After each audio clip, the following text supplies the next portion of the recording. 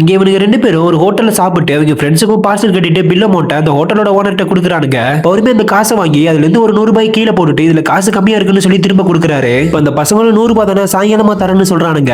ஆனா அதுக்கு அந்த ஹோட்டலோட ஓனரும் காசு இல்லாம ஒரு பருக்க கூட சாப்பாடு கிடைக்காதுன்னு சொல்றாரு. இப்ப அந்த பசங்களும் அந்த பார்சலை திரும்ப வச்சுக்க சொல்றானுங்க. ஆனா அதுக்கு அந்த ஓனர் முடியாதுன்னு சொல்லிட்டு அந்த பசங்களோட கழுத்துல ஸ்லேட்டை கழட்டி விட்டு அங்க சாப்பாடு வர்றவங்க முன்னாடி அசிங்கப்படுத்தி விட்டுறாரு. இப்ப அந்த ஹோட்டல்ல வேலை செய்யற ஒருத்தன் தான் அவங்க 2 பேர்த்தையும் பார்த்துட்டு அவன் கையில இருக்க காசை கொடுத்து அந்த ஓனர்ட்ட கொடுக்க சொல்றான். இப்ப இந்த பசங்களும் காசை கொடுத்துட்டு திரும்ப போகும்போது அந்த ஹோட்டலோட ஓனர் அந்த 2 பசங்களோட அப்பா அம்மாவையும் தப்பா பேசுறாரு. சோ இதனால அந்த பசங்களுமே அவர் பழி வாங்கணும்னு சொல்லிட்டு அவனோட ஃப்ரெண்ட் அந்த ஹோட்டலுக்கு சாப்பிட கூட்டிட்டு போறானுங்க.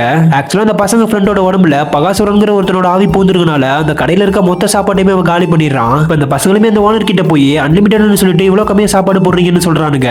அதுக்கு அவருமே ஹோட்டல் மூடுற நேரத்துல வந்திருக்கீங்க, நாளைக்கு காலையில வாங்க, நான் சாப்பாடு எவ்வளவு வேணா போடுறேன், அப்படி போட முடியலன்னா நான் கடையவே காலி பண்ணிட்டு போயிடுறேன்னு சொல்றாரு.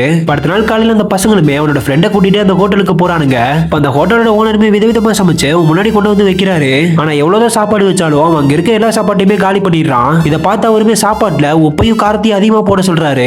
ஆனா இவன் அதை கூட விடாம எல்லாத்தையுமே காலி பண்ணிடுறான். அவனோட ஃப்ரெண்ட்ஸுமே சும்மா இருக்காம கடையில இருக்க மொத்த சிப்ஸ் பாக்கெட்டையும் எடுத்து கொடுக்குறானுங்க.